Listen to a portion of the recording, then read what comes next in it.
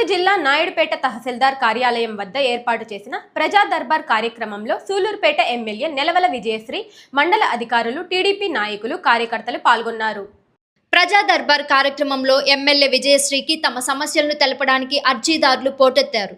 Queue లైన్లో నిల్చొని ప్రజలు ఎమ్మెల్యేకు అర్జీలను అందజేశారు. సమయం మధ్యాహ్నం 3 గంటల వరకు అర్జీదారుల నుంచి ఎమ్మెల్యే విజయశ్రీ అర్జీలు స్వీకరించారు. ఎమ్మెల్యే విజయశ్రీ పనితీరుపై తెలుగుదేశం పార్టీ నాయకులు, కార్యకర్తలు, ప్రజలు హర్షం వ్యక్తం చేశారు.